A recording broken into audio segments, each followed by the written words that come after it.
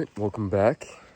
I think one of the most common problems, and I've noticed this within myself, is that we always tend to think that the grass is greener on the other side. That whatever we have now is not as good as what we could have if we did this thing or had this thing. The grass is always greener. There's something that's always better that someone else has or somewhere else that we are not. Whether that be another job, like you might be talking to someone and they tell you about a job and now you think, well, now all of a sudden I don't like the idea of my job.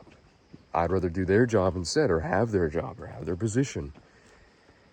We always foolishly tend to think that way. And I think it's a very natural thing. But it's completely wrong.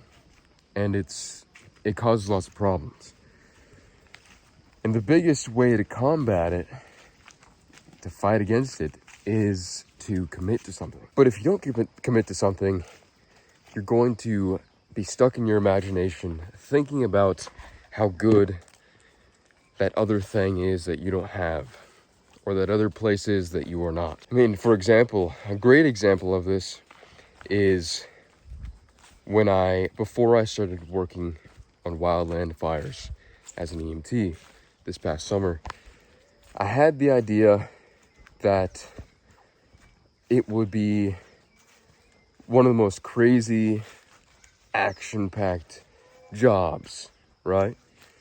And then when you get there, you realize that it's a lot of downtime, that as part of medical, you don't actually get that many patients, which makes sense. There's maybe 1,000 people, a couple hundred to 1,000 people on each fire, and the chances of people getting hurt to the point that they need you is not all that common. But those are things you don't think about until you actually get in that position, and you have to deal with the passage of time while you're bored. You have to deal with the conditions. I mean, basic weather conditions. It's going to be hot, it's going to be cold. There's going to be times where you're hungry or tired or sick even. But those things just don't come to mind. For some reason, when we imagine another alternative, another job, another place to be, we always forget that the natural conditions of life are still going to be there, that we're not escaping them by going to a place that we think is better, or by accepting a job, or doing something new that is foreign to us in the moment. So I'm there, and there's still times that are filled with action. I got to fight a little fire. A plane went down on one of the fires I was on. Apparently a guy came out of the woods with a spear on one of the other fires I was on. We had patients. Like, things happened. But when we imagine how things will go in another situation, it's much more romanticized. It's much more fantastical. And along with that, we can develop these ideas about so many different things that we are unable to go down a certain path and to actually commit to something. That's one of the most difficult parts, is imagining yourself in so many different situations, so many different positions, with a different job, being in a different place, living in a different place, doing something new. Once you get all these ideas from different places, it's hard to commit to anything, especially when you're young. There's so many possibilities of what can happen that it's hard to go, okay, this is the path I'm going to be on. And nowadays, the culture does that for us. We don't have to choose, okay, this is the path I'm going to be on by my choice. It's, well, I guess I'll go to college, or I'll go to the military, or I'll get a dead-end job right out of high school, and I'll follow the natural path through life. Or I get through college, or I stay in the military, or I stay in the dead-end job, and then I get married, I have kids, I retire, and then I die. We can get stuck in those paths very, very easily, especially now that the culture that we have tries to confine us in those paths. But there are benefits to being confined to a certain set of paths because it forces you to be more creative in a way. Whereas when you have a lot of freedom, it's hard to choose. Just like I said, if you have so many options, if you have all these ideas of how this situation could go, how being in this place will go, it's hard to commit to anything. And about a year ago, a little over a year ago now, I was in Boise, Idaho, and I was trying to figure out what I wanted to do because I just started this program, which I'm doing, which I'm a guinea pig for, a beta tester for. It's called the preparation. But one of the big parts of the preparation, one of the big components of it, is trying to gain as many skills as possible within the course of 4 years, which is, the natural amount of time that most people spend in college to get a degree. So it's about gaining as many skills as you can within that time. So I had a set of things before me that I could do, things that I could choose from. I had many options for skills I could try to pursue at that time. I had an actual list even. And because I had a list of so many different choices that could lead down so many different paths, it was hard to commit to anything. And not only that, but I was scared to. I was scared to choose anything. But with a little help, I finally decided to go to EMT school and get my EMT certification. And I committed to that. I committed to a 3-month school where I could learn these skills, then I could get a certification that I planned on using for wrangling, actually. Going to a dude ranch and just having my EMT certification as a resume booster. But by committing to getting my EMT certification, it led me down places I could never have imagined going down. Could never imagine going down the path that getting my EMT certification took me. Because once I got certified, Tyler Olson from Minuteman EMS, which Minuteman EMS is a wildland fire EMS company, primarily. And once he heard about the fact that I got my EMT certification, he said, "That's great. I'd like to offer you a job this next summer working as an EMT on an ambulance on wildland fires." And I'd heard people talk about wildland fire stuff in my EMT class, and that sounded like the most interesting thing there was, but I didn't know that I'd actually be able to participate in it. So I completed all the training necessary, and I did an extra rope rescue course in South Dakota for a few days. And then, I think it was in June, I got shipped out to my first fire in Eastern Oregon for 26 days on night shift. And that's where I got to fight a little fire one night. I got to, deal with a patient who had heat exhaustion, which was interesting. Helped treat him with my paramedic. And that was just a very strange call. The plane went down near the end of the night.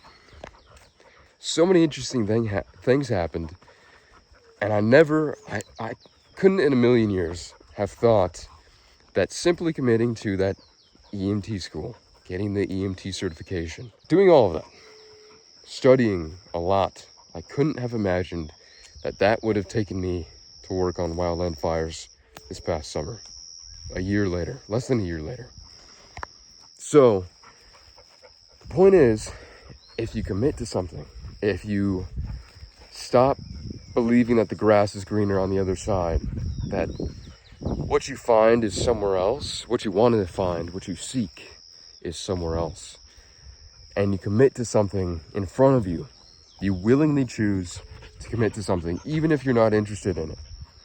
You'll eventually, most likely, become interested in it, and you'll be led down a path you could have never have imagined. And not only did the EMT stuff lead me down a very interesting road, but getting the EMT certification itself was interesting because in the beginning, I had no interest in becoming an EMT. Zero. And then, as I was going through EMT school, I'm like, man, this stuff is interesting. I'm going to put a lot of time into studying this. And so for the first time in my life, one of the first times in my life, maybe the second, maybe third time, I got good grades in a type of class. And I really did study. I really did. And the medications portion of our class, where you learn about the 6, at least for us in Boise, it was 6 EMT medications. That was the most interesting part of the class, or one of the most interesting part of the classes for me. And I aced the test. Just because it was so interesting to learn about the indications and the contraindications, the reasons to give drugs, the reason not to give drugs, the dosages for adults and pediatrics. All those things were very, very interesting. And I never would have had that pleasant sense or feeling of interest in a certain topic if I did not commit to that as well. So not only did it benefit me in the long run by taking me down a very interesting path, but it also benefited me in the short term by giving me something to pursue, something fun and interesting and meaningful to pursue. So that has been my biggest example, my greatest example of why you need to commit to something, anything, because eventually you'll most likely become interested in it, and it'll lead you down very interesting paths to meeting quite a lot of people and to doing pretty interesting, fun things, depending on what it is, of course, but it also depends on what you're interested in or what you become interested in. But yes, the grass is not necessarily greener on the other side. It may be, but most of the time it's just your imagination that's making it seem more than it is, making it seem more interesting, more fun. And your brain is, like I said earlier, making you think about all the natural conditions of life. Like, just because I am thinking about working on wildland fires, weather conditions, it gets super cold at night. And I wasn't even there during the coldest time of the year. It got down into the 40s, and I, on night shift for 26 days, had to sit there in that cold. Actually, a lot of nights I did just pace around, and that kept me warm. Or it's super hot during the day.